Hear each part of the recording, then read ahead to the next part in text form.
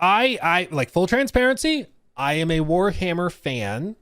Apparently, my videos on Space Marine 2 so far have triggered some of the most diehard fans because I like to goofily mispronounce things. And so I've thought about maybe going through the future videos and like intentionally mispronouncing random things just to see if it triggers them. So like bulwark, maybe what I say instead is the bullywog or something like that. Kind of like what we did in the Hogwarts Legacy videos where I kept calling like the I forget what they were actually called at this point. I think they were Merlin shrines or sites of something like that. But I kept mispronouncing it as like Morlin and Morton and Mormon trials. Oh, trials, that's what it was. Yeah, the Merlin trials. We were like Mormon trials and Merton trials, and some people got actually pretty triggered by it. It was pretty funny. But maybe I do something similar to that for the game just because like it's kind of silly to freak out over that, but I don't know.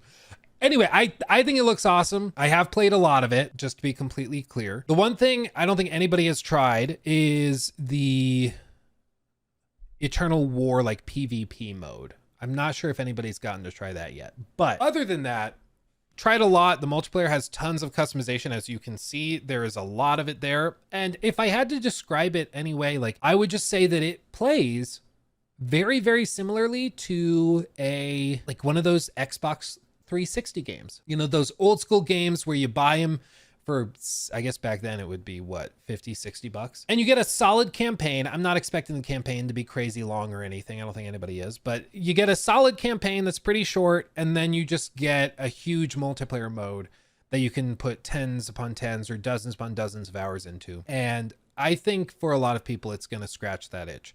Maybe like I would guess for a lot of like journalists, it probably reviews in like the 8 out of 10 range mostly, you know, sitting at maybe like an 81, 82 on Metacritic. But I think for a lot of people, it's going to be their game of the year, just based on what I've played. I think it fits in its genre. It's going to be really, really repetitive. You're going to fight waves and waves of the same monsters and Tyranids over and over and over again. But I think with the multiplayer offerings being included in the package, it's probably enough to help it find some success and pop off. So I'm really excited for it. From what I've played, it's really promising, and they've delayed it a lot, which normally would be maybe like a red flag, but it seems like they've delayed it because they've been adding stuff. So it's not like they're delaying it for bug fixes or because it ran really poorly or like you remember the Suicide Squad gameplay reveal where it was so negatively received in the gameplay department, they delayed it a year to basically strip out the whatever weapon score, I think is what it was. And I think they also around that time stripped out loot boxes. I think those were in the game, and then they transitioned them into those like mission rewards that still come down in a loot box that spawns these randomly drawn things. So it's not like that. It seems like they're delaying it because like, wow, people are really into this. Let's delay it a little bit more and add in a couple new mission archetypes. And then let's add in even more customization options. And then let's go in here and add in this and that. It really seems like they've gone above and beyond with the offerings. And again, won't be for everybody, but I think this is one of those games where it is exactly what it looks like. You know, you're looking at this gameplay on screen right now, and if you think that this looks solid and you think this looks fun, this is the game.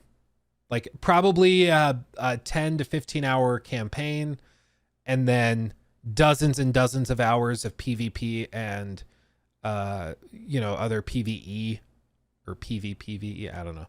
But lots of other gameplay in the multiplayer department. I think that it's exactly what it looks like. And if it looks fun to you, it's going to be a really good time.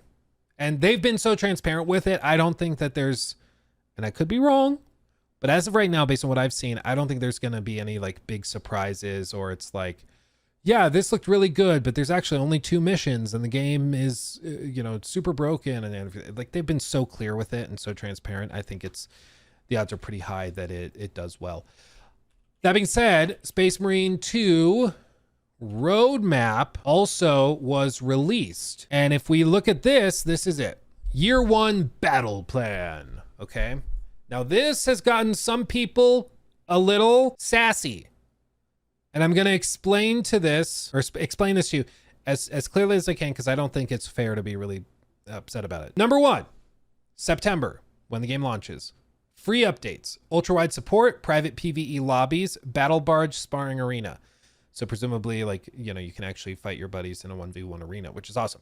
Ultra wide support, native, awesome. No extra mods or anything is required. That's great. Private PvE lobbies, that's also great, especially when we talk about longevity and game preservation. Allowing for private lobbies in online stuff is amazing. And I don't know why this isn't a standard. I think this should be a thing for like every online game. Especially you hear about other stories like games like The Crew getting shut down. It's just really, really frustrating to have it. So you buy a multiplayer game and you spend hundreds of dollars in it somehow through microtransactions if you're somebody like that. And then it's just shut down and you can never play it again. That to me is amazing that that's even like allowed, but it might not be for long. There are lawsuits and stuff in like the EU where regulators are looking at it and looking at banning that type of thing, forcing basically long-term support, but we'll see whether that actually goes anywhere. That being said, for a lot of this, private lobbies and private servers and private hosting for online multiplayer games is a great workaround that would just solve all the problems. They go on. They also have on the lower level the season pass. Okay, so the top row is all the free updates. The bottom ones are paid. Okay. Also in September, Ultramarines cosmetic packs. Again, just cosmetics, but if you want more customization and visual stuff for your Space Marines, they will sell those to you as part of the season pass. I will say the stuff that's in the game for free, based on what I've seen, is extremely vast. So yeah, you'll get some unique armor pieces and stuff if you have the season pass and if you buy these things, but it's not like you're going to look like the most generic whatever person. Like there's lots of customization even if you don't pay extra. Season 2, later in the year, probably November, December. New PvE missions. The lethal difficulty will be added. Neo Volkite pistol and a new enemy will all be added. Interesting. New enemy, what's that? I'm guessing it's just another class of Tyranid. I don't think it's going to be anything like totally crazy. I don't think Shalaxi's showing up. Okay. And then Dark Angels will be added through the season pass, champion pack, cosmetic pack, and weapon skin pack. Again, just visual upgrades and changes, but if you like the Dark Angels vibe, which I personally do think it looks pretty cool, that's sick. Orcs, maybe? Orcs were in the first game. I'd be shocked if there were orcs in this one because, like, I just think that would have leaked by now. I think we would have seen it. I just, maybe. But we've seen Chaos Marines, we've seen Thousand Suns, you know, so we've seen that stuff. We haven't seen any hints of orcs. It's basically just Tyranids and Thousand Suns. So I don't know if we're going to see anything else beyond that. But they continue. 2025 Season 3, new PvE mission, new PvP game modes, new PvP arenas, new enemy, new prestige PvE prestige ranks, Battle Barge expansion. Ooh, and then one chapter will receive a champion pack, cosmetic pack, and weapon skin pack. Another chapter will receive a champion pack. So again, like they're adding all sorts of different looks and things. They're still, as far as I understand it, going to play in the same classes. So it's not like they're adding new playable classes or anything, but they're doing that. They're adding new visual elements. And then Season 4, they're adding a horde mode, a new enemy, a new weapon as well. And one chapter will receive the same thing before, and then another chapter will receive a champions pack. Now, what are people upset about? Because this seems like a pretty solid roadmap. People are upset because they were hoping to play as Rubric Marines. There's no mention of like a new class in this. Now the game right now I think has 6 classes.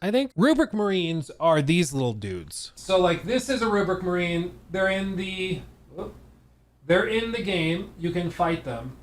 And basically they have little like flamers and stuff. That's what they're usually used for.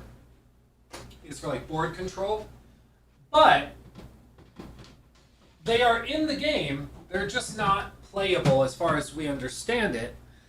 And some people are throwing fits about it because they're like, oh, I was really hoping that we'd get more stuff. And the reason I think this is stupid is because like it's called Space Marine.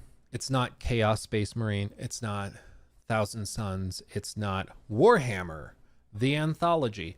It's Space Marine 2. So I understand, like, trust me, I would love to play as Rubric Marines more than anybody, but I don't think it's fair to be upset that that's not going to be there. The vast majority of people are like, oh, that's too bad. It's not going to stop me from playing, though. I'm still going to play even if they're not adding that stuff. And maybe if this game does really well, they'll make a game that has a much broader roster. Maybe they do that. And that's all we can really hope for. But I think the danger with getting like really hyped for stuff is that you start to go like, wow, they've added this and this and this. Well, sure, they're going to add in this. And I bet they also add in this, and they're going to do that because that would be awesome. And you just start to spin and spin. And pretty soon you're saying stuff that is crazy. And it's just, we even saw it with like Starfield back in the day, a year ago, way back in the day, where people were saying, oh, the reason Todd hasn't talked about on-planet space flight is because they're saving that for close to launch, because that's going to be the big surprise reveal that's going to shut up all the haters. It's like, no, he didn't talk about it because it just wasn't in the game. It's not that complicated, and they can't do everything. They're not magic. And in this case, like, the game looks really, really good. There's a lot of content there. I think for Warhammer fans, they're going to have a great time with it.